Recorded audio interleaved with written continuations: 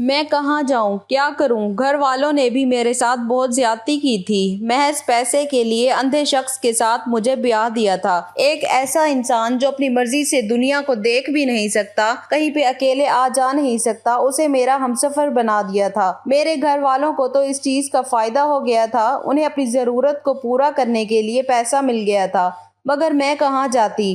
مجھے تو کوئی راستہ نظر نہیں آ رہا تھا۔ تبھی دروازے کے پاس کھٹ کھٹ کی آواز سنائی دی، پھر دروازے کے اندر وہ آتا دکھائی دیا۔ اس کے ساتھ اس کا نوکر بھی موجود تھا جو ہر وقت اس کے ساتھ رہتا تھا۔ وہ اسے کمرے میں بٹھا کر واپس چلا گیا اور جاتے جاتے مجھے کہنے لگا کہ اگر کسی بھی چیز کی ضرورت ہو، کوئی بھی مسئلہ ہو تو مجھے آواز دے کر بلا لیجیے گا، میں ساتھ والے کمرے میں ہوں۔ میرے آنسو بہہ رہے تھے۔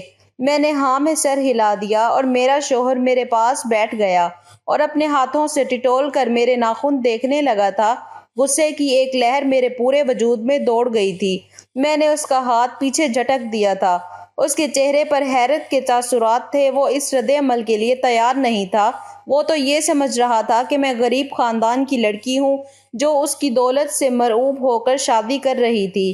اسے کیسے دھتکار سکتی تھی؟ میں ایک پل بھی اسے اپنے پاس برداشت نہیں کر پا رہی تھی۔ وہ مجھ سے چھوٹی چھوٹی باتیں کر رہا تھا، میری پسند ناپسند کے بارے میں پوچھ رہا تھا، مگر میں کچھ بھی سن ہی نہیں پا رہی تھی۔ میرا ذہن یہی باتیں بن رہا تھا کہ میں اس شخص سے کیسے جان چھڑواؤں۔ بار بار میری نگاہوں کے سامنے امجد کا چہرہ آ رہا تھا۔ تبھی میرے ذہن میں ایک آئیڈیا آیا اور میں اسے جلدی سے کہنے لگی کہ میں ابھی کپڑے بدل کر آتی ہوں، اتنے بھاری کپڑوں کی وجہ سے میں تھک گئی ہوں، آپ تب تک آرام کر لیں۔ اسے بستر پر لٹا کر میں باتھ روم سے کپڑے بدل کر باہر نکل آئی تھی۔ اب مجھے سمجھ نہیں آ رہی تھی کہ میں اس ملازمہ کو کہاں پر ڈھونڈوں جو اس گھر میں مستقل رہتی تھی اور جس نے مجھے آتے ساتھ ہی اپنی مجبوریوں کی لمبی لمبی داستان سنا دی تھی، اور اب میں سوچ رہی تھی کہ اس کی مجبوریوں کو کیوں نہ اپنے فائدے کے لیے استعمال کروں۔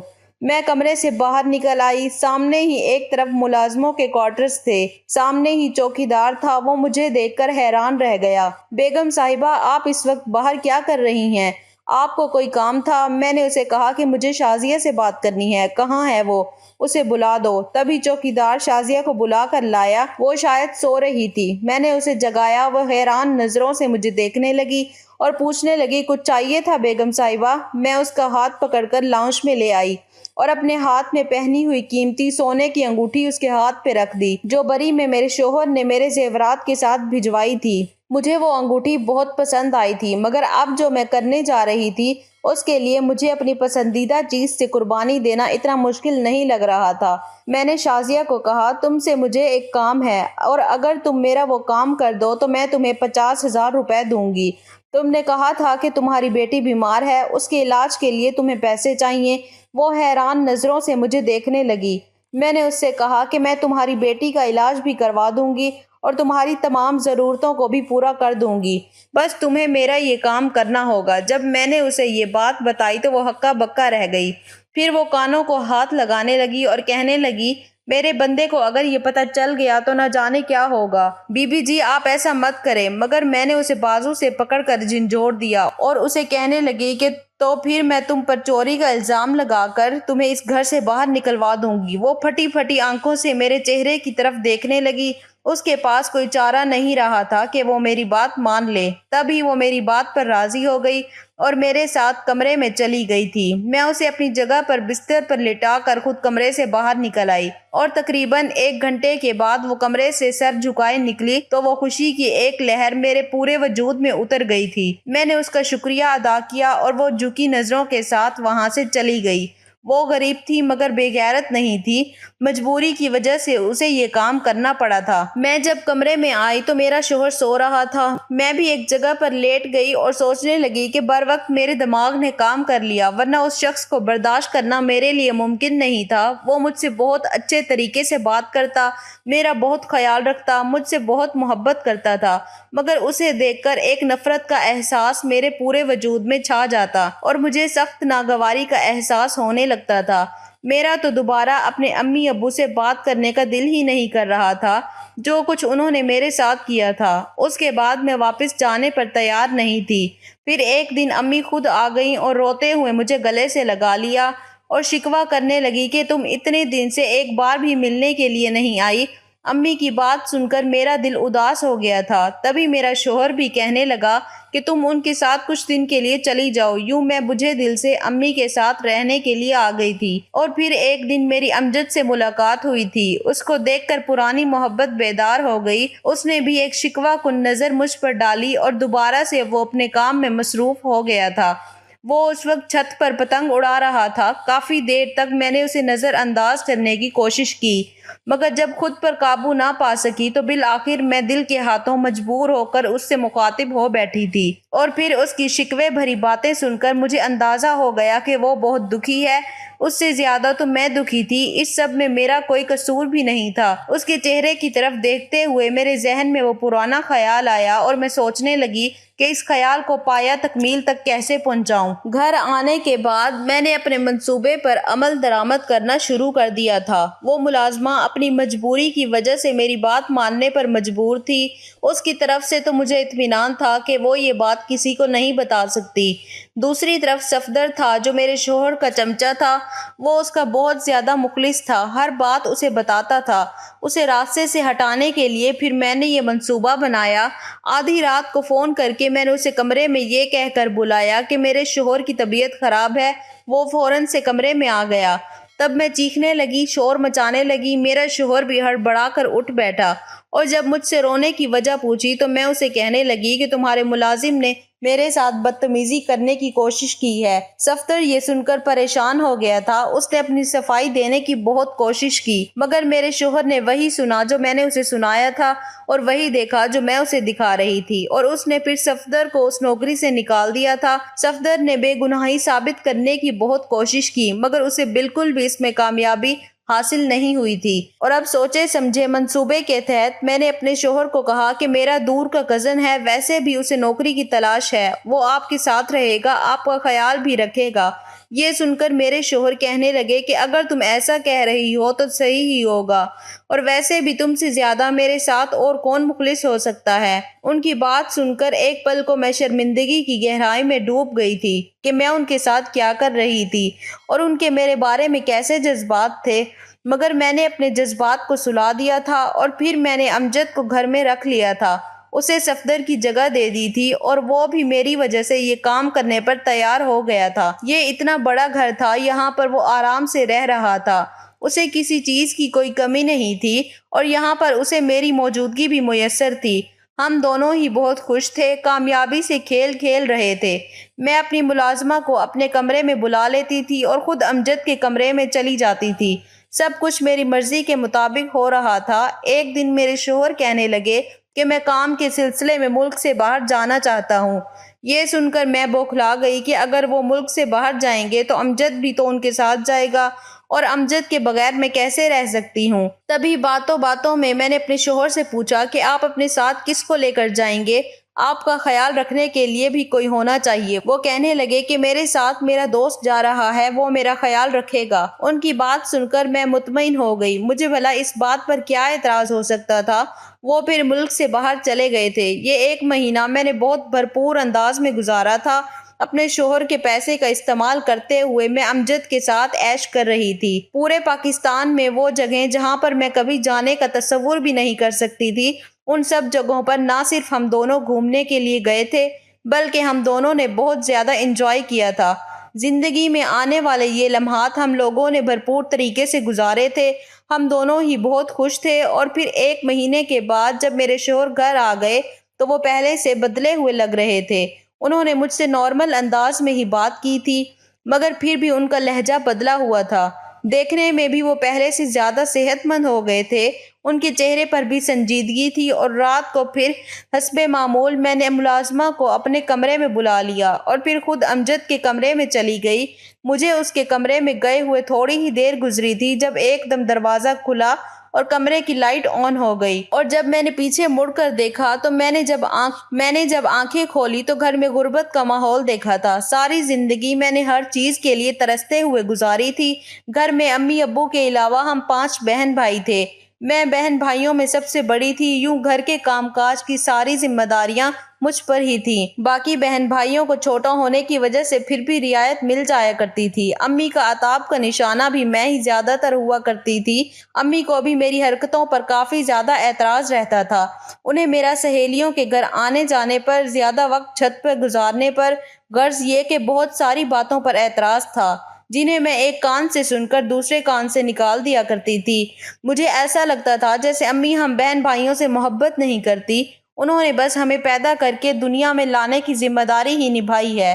میں ایسا صرف سوچ ہی سکتی تھی، امی کے سامنے ایسا کہہ نہیں سکتی تھی، کیونکہ وہ چپل اتار کر مارتے ہوئے دیر نہیں لگاتی تھی۔ کمانے والے صرف ابا ہی تھے، دونوں بھائی بہت چھوٹے تھے، ایسے میں گھر میں زیادہ تر دال سبزی ہی پکتی تھی۔ کبھی کبھی تو گھر میں فاقے کی بھی نوبت آ جاتی تھی۔ ہمیں اچھا کھانا شاید مہینوں بعد ہی نصیب ہوتا تھا۔ امجد میری زندگی میں بہار کی مانند آیا تھا۔ وہ لوگ کچھ ٹائم پہلے ہی اس محلے میں آ کر رہنے لگے تھے۔ یہ گھر انہوں نے کرائے پر لیا ہوا تھا اور وہ ہم سے بھی زیادہ گئے گزرے تھے۔ ہمیں ایک فائدہ تھا کہ کچا پکا ہی صحیح مگر گھر ہمارا اپنا تھا، مگر وہ لوگ تو بیچارے اپنے گھر سے بھی محروم تھے۔ امجد کی کوئی نوکری بھی نہیں تھی، وہ سارا دن دوستوں کے ساتھ یہاں وہاں گھومتا پھرتا رہتا تھا۔ ہم دونوں ہی ایک دوسرے کو پسند کرتے تھے، شادی کرنا چاہتے تھے۔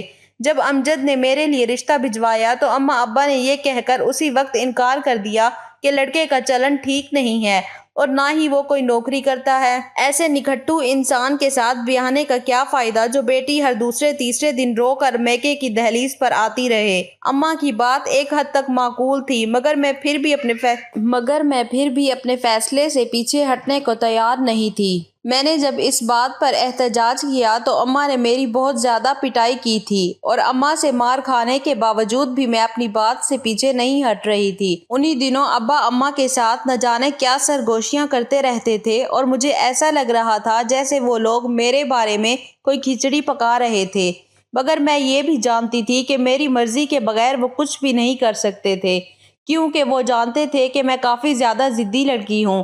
تبھی ایک دن اماں نے مجھے کہا کہ اماں نے میرا رشتہ اپنے باس کے ساتھ طے کر دیا ہے۔ یہ بات سن کر میں ہکا بکا رہ گئی۔ ایسے بھلا کیسے ہو سکتا ہے؟ آپ لوگ میری مرضی جانے بنا ہی میرا رشتہ کیسے طے کر سکتے ہیں، جبکہ آپ جانتے بھی ہیں کہ میں کس کے ساتھ شادی کرنا چاہتی ہوں؟ اماں نے میری بات سن کر سر پیٹ لیا اور کہنے لگی کہ وہ نکھٹو جو 10 روپے بھی نہیں کماتا وہ تمہیں کہاں سے کھلائے گا، وہ تمہاری ضروریات کیسے پوری کرے گا؟ اماں کی بات سن کر میں چپ ہو گئی تھی۔ اب تو ابا بھی اس رشتے کی حامی بھر چکے تھے۔ اماں کی نسبت ابا سے میں بہت ڈرتی تھی، اور ان کے سامنے تو میں ایسی بات کرنے کے بارے میں سوچ بھی نہیں سکتی تھی۔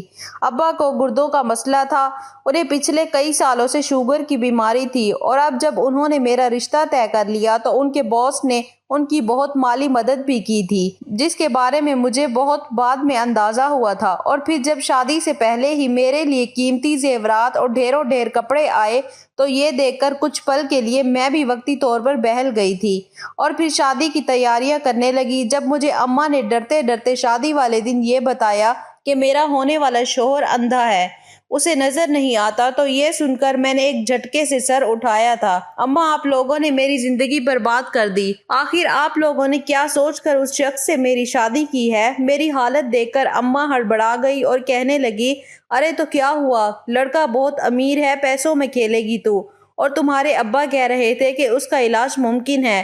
کچھ ٹائم پہلے ہی ایکسیڈنٹ سے اس کی نظر چلی گئی ہے، اور یہ بھی ہو سکتا ہے کہ وہ آپریشن کروا لے اور اس کی نظر واپس آ جائے۔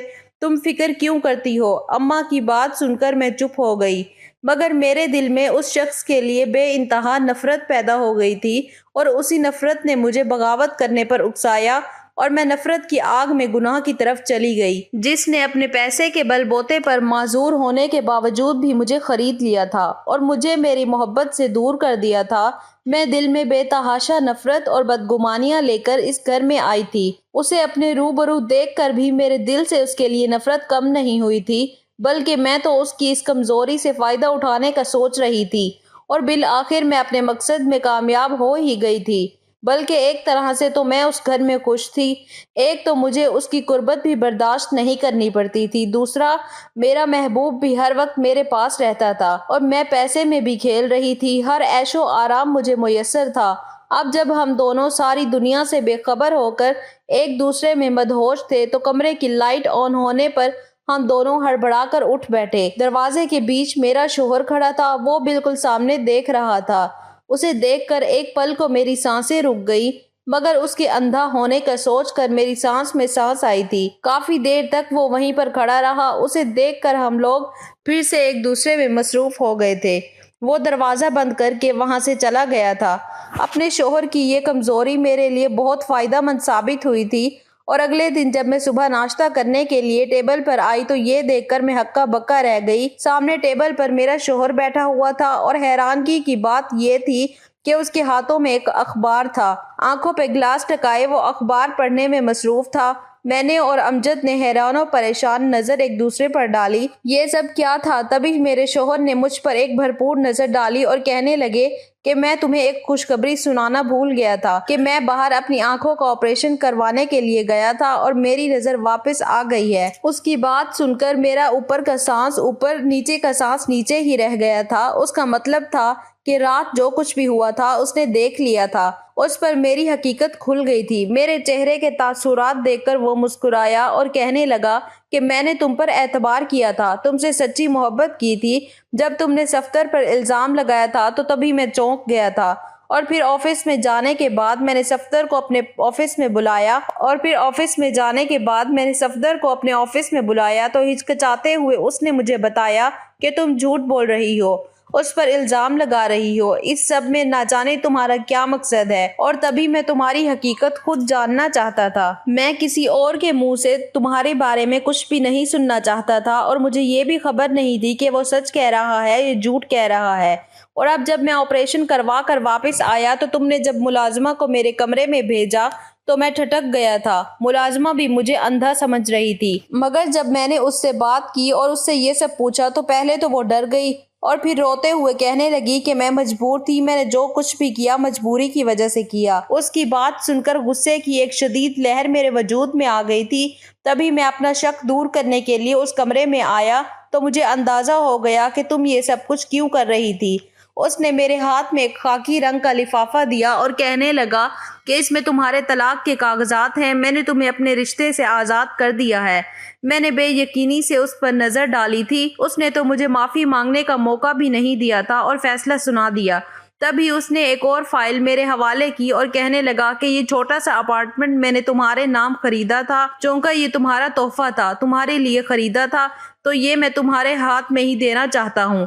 اب تم جو چاہے اس کا کرو اور مبارک ہو، اب تم آزاد ہو اپنی مرضی سے اپنی زندگی گزارنے کے لیے۔ ہم دونوں مرے مرے قدموں سے وہاں سے نکلے تھے۔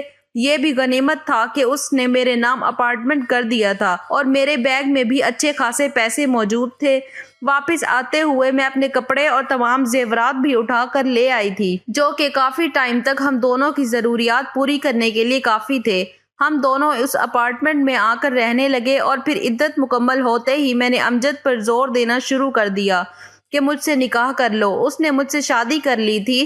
سارا دن وہ گھر میں ہی رہتا تھا۔ اب میرے پاس پیسے اور زیورات ختم ہونے لگے تھے۔ اب میں صبح شام امجد کو کہتی تھی کہ کوئی کام دھندا کر لو، آخر کب تک یوں گھر میں پڑے رہو گے۔